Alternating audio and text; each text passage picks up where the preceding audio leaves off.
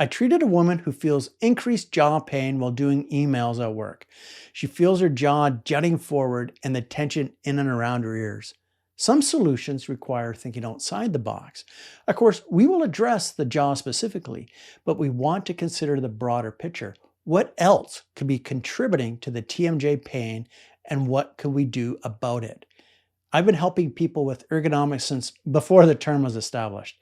It's well established now, and I will assume you have a pretty good idea about what we are supposed to be sitting like. Let's take a brief look at your work setup and 5 potential pitfalls: desk, chair, monitor, keyboard, and maybe the most important, your posture. And make sure to stick around because I'm going to share 7 best exercises I found to help thousands free themselves from work-related stress. 3 for your body and 4 for your jaw. While sitting at a desk, the keyboard is ideally positioned so that your elbows are at a 90-degree angle or ever so slightly angled down, open more. And the wrists are in a neutral state, not bent backwards at all. We are not reaching up to get to the keys. Your back is resting lightly against the back of the chair, and your hips and knees are relaxed at 90 degrees or a little more open, meaning your knees are at the level of your hips or slightly lower than your hips. Your feet are flat on the floor or on a footstool. Please consider getting a footstool if you're vertically challenged for your workstation. If we share workstations, this can happen a lot. Where our eyes are looking is also very important. The monitor should be positioned about your arm's length away and about 1 to 2 inches below eye level. This allows your eyes to be comfortable for a long time and prevents neck and eye strain. If you use a standing desk, keep the same requirements in mind. The monitor and desk height should be adjusted so that your elbows are at 90 degrees or more and your wrists are in that neutral position, which is slightly bent. If you're using a laptop, invest in an external keyboard and mouse and raise the screen up on a block or on a stand. Alternatively, use a laptop's keyboard and trackpad and set up an external monitor at the correct height. The glossed over fact about ergonomics is the physical ability of the individual. We need to be strong enough and have enough endurance to sit at a desk much longer than is necessary. If you can run a marathon, then you can certainly do loads of shorter runs throughout a given day. If you can bench press 150 pounds 10 times, you'd be able to press 20 pounds all day long. Thus, you need to be stronger than you think to sit at a desk all day without discomfort. Even with this, some people's bodies will deactivate, so their muscles stop holding them in place. We need to give those muscles a little wake-up call and reminder to have them engage and carry on. We tend to become so focused on what our eyes and brain are doing that we lose connection to our body. It is as if our head is being sucked into the monitor. This tightens up our neck as our head projects forwards. The shoulder girdle stops supporting the arms, and we end up with wrist and arm problems. We want our head floating above our hips and shoulders. Picture a string pulling the very top of your head up to the ceiling. This helps to ensure proper curves for your spine. Place your palms facing up on the bottom of your desk with your elbows bent at 90 degrees, elbows underneath your shoulders. You may need to scoot your chair forward a little bit. Press your palms up firmly, but not so hard that they are shaking. You'll feel the biceps in the front of your arms flex. I also want you to notice your shoulder blades squeezing together naturally. Hold this isometric contraction for 1 minute. Remember to breathe slowly in and out as you continue to hold this for a minute. Now stand up and find a wall. We're going to do a wall sit.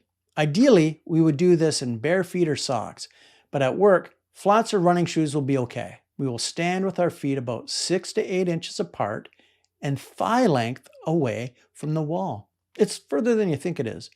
Reach back with your hands and place your back to the wall. We want our lower back and the back of our pelvis against the wall. Our hips and knees are at a 90-degree angle. If you have knee pain, scoot back up a little bit, so come up the wall just a little bit and continue to press the back of your pelvis and lower back into the wall. The pressure in your feet is through the heels. Lift your toes off the ground and you will feel the difference. You will feel the contraction right on top of your thighs. Wiggle those toes. Hold this for a minute. Yeah, a minute. Initially, you may only be able to do 10 to 20 seconds. If this is the case, get up, walk around for a moment, shake out your legs, and then do a second repetition. When you can hold it for 40 seconds or longer, one set is fine. Then slowly build up your endurance. Never go below the number that you set. This is one of the best exercises for low back pain and will help engage your postural muscles that get disengaged when you're sitting. You can even do this on a long road trip if your hips and back start aching. Just pull over to a rest stop, find a wall, do it then. Sit back down at your desk or continue to stand and we'll open up the back of your neck. Place a hand on the back of your head and the other so that the web between your thumb and index finger is below your nose. Tuck your chin and roll your head forward slightly as you gently and lightly push your face backwards. Hold for a few seconds and then release. Repeat this 5 to 6 times. As our head goes into a forward posture, our jaw often retracts back and up into the back of the temporomandibular joint. This can be irritating to the soft tissue there. Getting the head to float up is a big relief to the tissues. But sometimes people feel muscle tightness instead. If your jaw has been thrusting forward, it might be because you're compromising your airway. Tightening up your jaw muscles to bring your jaw forward is the result. Or you're very stressed about the topics and deadlines that you're facing. Both of these will be helped by sitting taller and at a properly set up workstation. But let's help relieve some of the tension you're feeling in your jaw quickly so you can get back to work. Sit tall, swallow, and then put the tip of your tongue as far back as you can reach on the roof of your mouth. Hold it there through this exercise. With your lips closed, open and close your mouth a tiny amount and do this 10 times. Do it slowly and easily, aiming for smooth movement.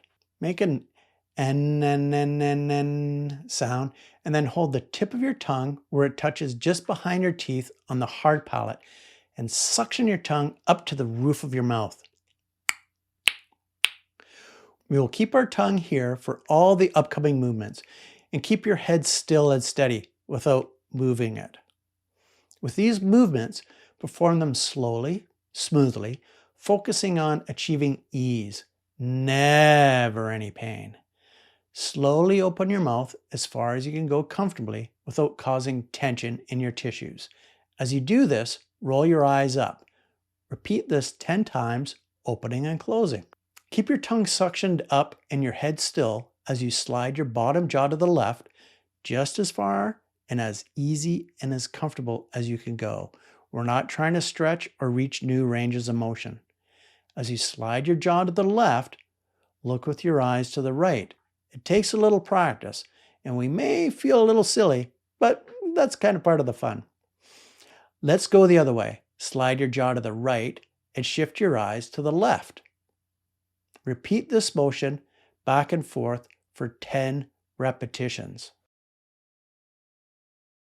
If you're a manual therapist interested in learning more about TMJ, temporomandibular joint, and TMD, temporomandibular joint disorder, the link is in the description. Take my webinar on it. Practicing 4x4 breathing can also help reduce stress and muscle tension. Here's a video on how to do it. Like and subscribe for more head, neck, and jaw videos.